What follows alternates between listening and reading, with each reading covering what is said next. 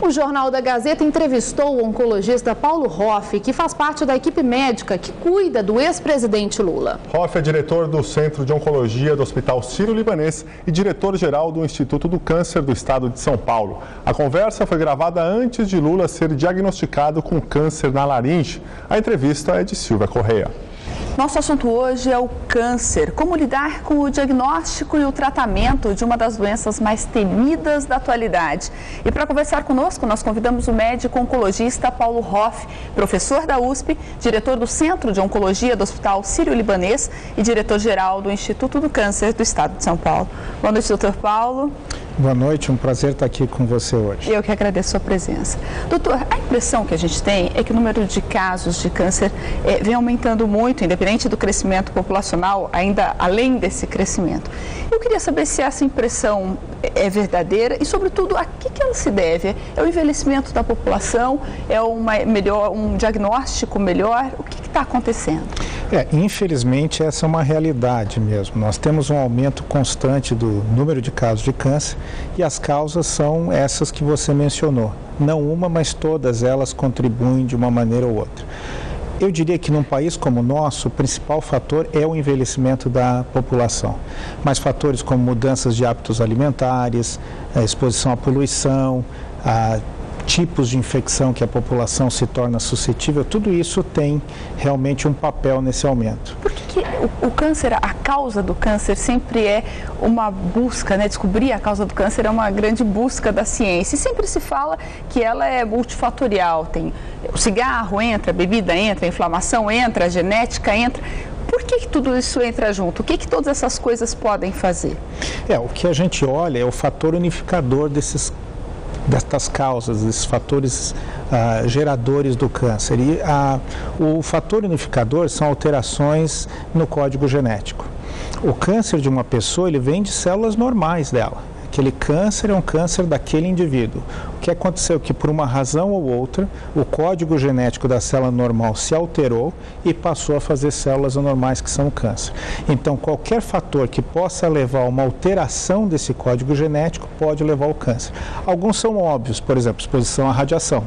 Outros não são tão claros, como alguns tipos de vírus e o próprio cigarro, que no passado se procurava qual seria a influência do cigarro para causar o câncer, e a gente sabe hoje que ele também altera o código genético das células, onde estas células são expostas a esses produtos. Em que medida o câncer pode vir de uma má herança genética? Depende de como você qualifica esse tipo de herança. Algumas doenças são claramente relacionadas a síndromes familiares. Hoje, eu diria que entre 5% e 10% dos tumores se enquadram nessa classificação. São aquelas pessoas que, infelizmente, por mais que tenham hábitos saudáveis, façam tudo certo, tem uma propensão no seu DNA, infelizmente, a ter mais casos de câncer que a população em geral. Mas existe mais ou menos 20% a 30% da população que, embora não tenha uma síndrome genética, tem mais casos na família, tem algum tipo de propensão. Geralmente são mecanismos de proteção menos ativos nestas famílias, então não é que ela vá ter o câncer, mas o risco é maior. Faz sentido nesse contexto, doutor, essas pessoas tomarem alguma medicação com caráter preventivo ou tirarem algum órgão quando se diagnostica alguém da família com câncer? São casos raros ainda, mas tanto a quimioprevenção, que é o uso de medicações para evitar o câncer, quanto a remoção de órgãos em risco são feitos. Infelizmente, os casos em que a gente consegue identificar pessoas que terão câncer ainda é muito pequeno.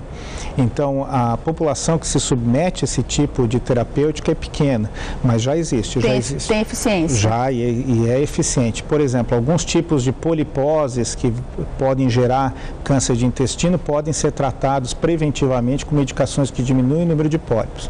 E algumas mulheres cujas famílias têm altíssima incidência de câncer de mama ou de ovário podem remover esses órgãos profilaticamente. Uma mastectomia preventiva. Preventiva, desde que a mulher tenha o histórico familiar e tenha a comprovação da alteração no gene. Doutor, o senhor defende que o paciente seja informado de absolutamente tudo sobre a doença dele, inclusive assim, da gravidade e do prognóstico, se ele for bastante reservado?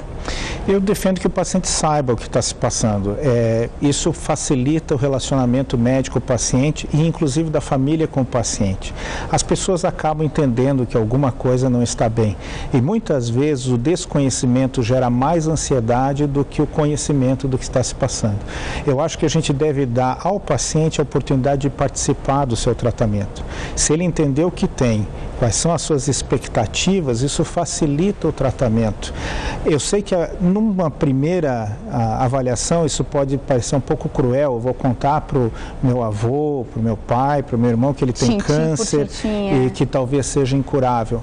Mas hoje em dia, você ter um câncer que não pode ser curado, não quer dizer que ele não possa ser tratado. E a participação do paciente é importante. A sobrevida dos pacientes vem aumentando em que dimensão em relação às últimas décadas? Depende do tipo do câncer. Nós tivemos um avanço muito grande. Quando começou a se falar no tratamento do câncer, para tumores sólidos avançados se falava em taxas de cura na ordem de 40% ou algo ao redor disso. Hoje se fala de 60%, 70% de cura para todos os tipos de câncer. Claro, ainda faltam muitos a serem curados, mas o avanço foi significativo. E para aqueles que não se curam, surgiram tratamentos que fazem com que eles vivam muito mais. Então, vamos usar dois exemplos muito comuns. Tumores no intestino, tumores de mama. A sobrevida nestes tumores mais do que quadruplicou nas últimas 3 décadas.